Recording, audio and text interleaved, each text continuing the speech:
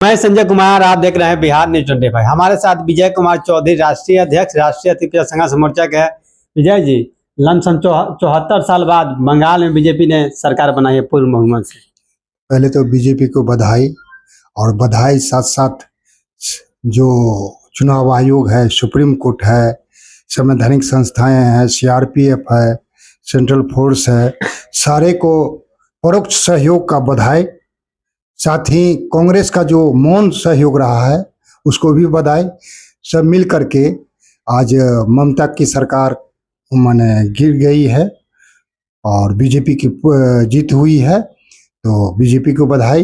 लेकिन इस बधाई के पीछे, जीत के पीछे ममता जी का जो अहम था, जो किसी भी गठबंधन, किसी भी वैचारिक रूप से एक जगह नहीं रहती थी। अपना हित और अपने परिवार, अपने भतीजा के हित को ध्यान में रखते हुए उन्हें जब मौका मिला, कभी बीजेपी से गठबंधन कर लेते थे, कभी कांग्रेस से गठबंधन कर लेते थे, कभी स्वतंत्र हो जाते थे। जब जहां मौका, अपने आप को स्टेबिलिटी दिखाना चाह रही थी कि हम क्षेत्रीय पार्टी हैं, लेकिन उसके बाद भी हम सबको उंगली पड़ना चाहेंगे। तो इसके कारण जब मौका मिला इनको, तो बीजेपी के साथ तालमेल किए। अब बीजेपी क्या किए, उनके जितने भी राजनीतिक नेता थे उसको खरीद पड़ोस, दबाव, ईडी फीडी लगा करके अपने पार्टी में मिलाना शुरू किया। पैर जम गया उनका, धीरे धीरे इनका जितना भी नस था वो पकड़ा गया। तो इस कारण माने उनको बीजेपी को लाने में ममता जी का अहम रोल है। अच्छा। बंगाल में उन्होंने ही स्पेस दिया था बीजेपी को कि बंगाल में आइए। यदि वो नीति रहता, शुद्ध विरोधी रहता, तो नहीं आ पाते वो। तो पहला तो कारण ये हुआ। दूसरा हुआ कि एसआईआर के माध्यम से चुनाव आयोग ने 90 लाख वोट काट दिया था। अच्छा। फिर ममता जी लड़ी, सुप्रीम कोर्ट गए, तो 27 लाख वैध पाया गया। तो सुप्रीम कोर्ट कहा कि भाई लेट हो गया है, अब अगले बार तुम देना। और जीत का परसेंट माने जो रहा, अंतर है 13%। 10% से पहले जीती हुई थी, तो ये 27 लाख जुड़ जाता है, 3-4% हो जाता है, तो चुनाव का नतीजा कुछ दूसरा होता है। इसीलिए दोनों का अहम रोल है। ये दोनों का अहम रोल है इसके जीत के लिए, बीजेपी की जीत के लिए। और ममता जी का कुछ पर्सनल, एक तो बोले कि अहम वाला किसी को नहीं मानती थी, कोई विचारधारा पर नहीं रहती थी, अपने भतीजा को एस्टेब्लिश करना चाह रही थी। और सबसे बड़ा चीज है उनका कार्यकर्ता का थोड़ा मनमाना बढ़ गया था। आम जनता से वो सिर्फ माने धमकी और लिहाज से और एक्सटॉर्शन, घूस, इस सब से मतलब से ही वो काम लेना चाहते थे कि हम पार्टी के वर्कर हैं तो सब कुछ माने हम ही करेंगे।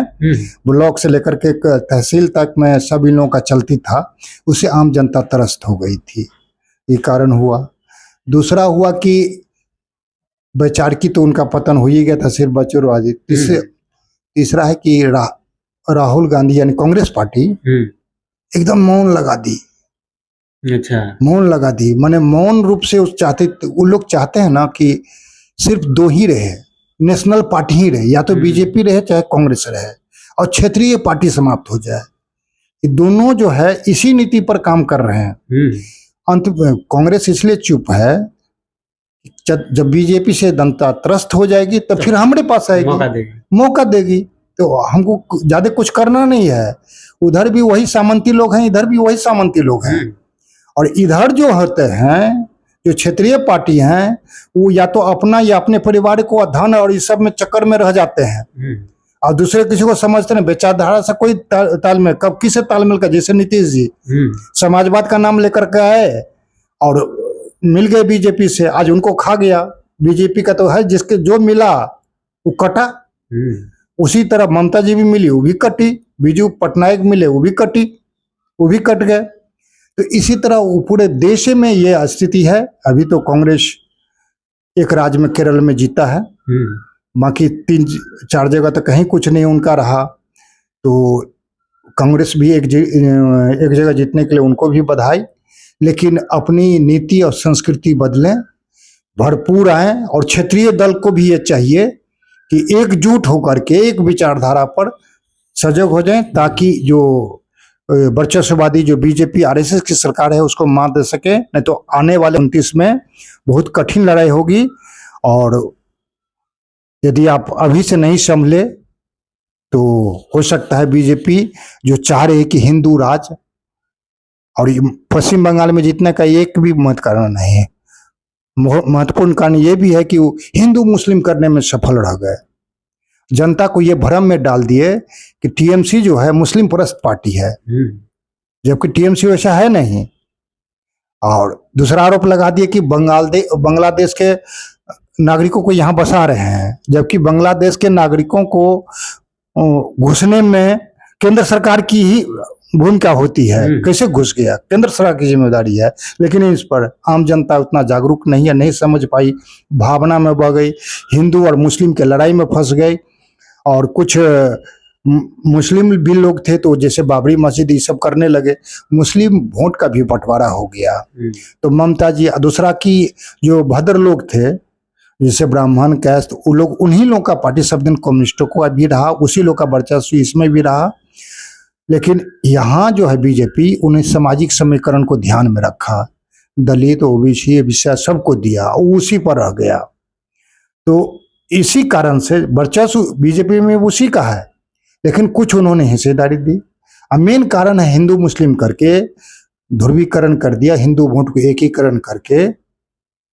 चूंकि जितने भी समाज के लोग थे पहले ही से वर्चस्ववादी थे, अब बीजेपी उसको आरएसएस को आइडियल मिल गया, तो इसीलिए उनको सपोर्ट दिए। और इधर जो त्रस्त लोग थे वो सपोर्ट दिए, इसके कारण लोग जीत गए बीजेपी।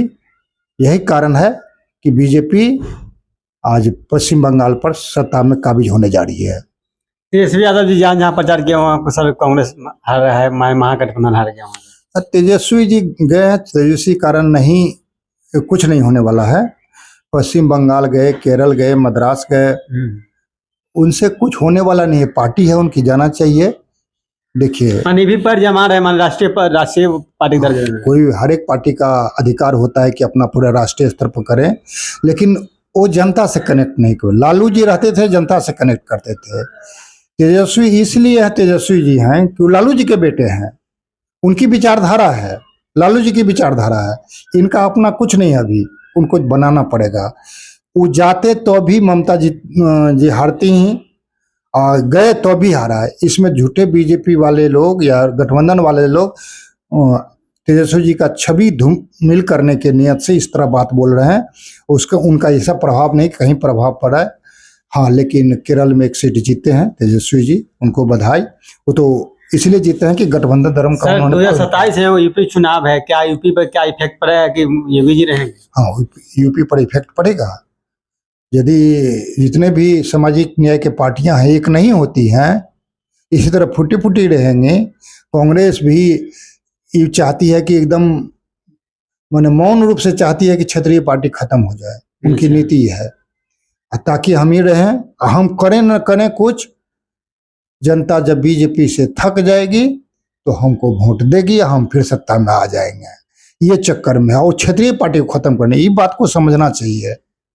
तो अब इनको चाहिए, अखिलेश यादव जी को, कि वो तालमेल कांग्रेस से भी शुद्ध मन से करें, मायावती से करें, जितने भी माने सामाजिक न्याय की पार्टियां हैं, बहुजन की पार्टियां हैं, मिल करके करें और सबके लिए सोचें। ये नहीं कि सिर्फ हिंदू मुस्लिम जो करना चाह रहा है उस नीति को, उसका काउंटर रिवोल्यूशन करें।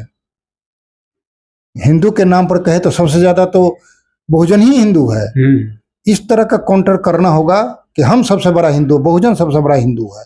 क्योंकि हिंदू का जो व्यापक परिभाषा हमारा समाज नहीं समझ पा रहा है, और उसके अंदर क्या निहित है हिंदू का, ये नहीं समझ पा रहा है। इसीलिए अब ये काउंटर आपको लेना पड़ेगा कि 80% जो हिंदू हैं उसकी हित का रक्षा हम करेंगे, तभी जाकर के आप बीजेपी को परास्त कर सकते हैं। अन्यथा बीजेपी को आप परास्त नहीं कीजिएगा, उसमें कहीं भी भूल होगी तो फिर बीजेपी वहां भी आ जाएगी। देखिए, बंगाल में लमसम 74 साल बाद बीजेपी ने सरकार बनाई है। अगर हमारे आप चैनल पर नए हैं तो हमारे फेसबुक से देख रहे थे, फेसबुक पेज को फॉलो करो, यूट्यूब पर देख रहे थे हमारे चैनल को सब्सक्राइब करो। अब वीडियो के लाइक और सब्सक्राइब करना ना भूलें। धन्यवाद।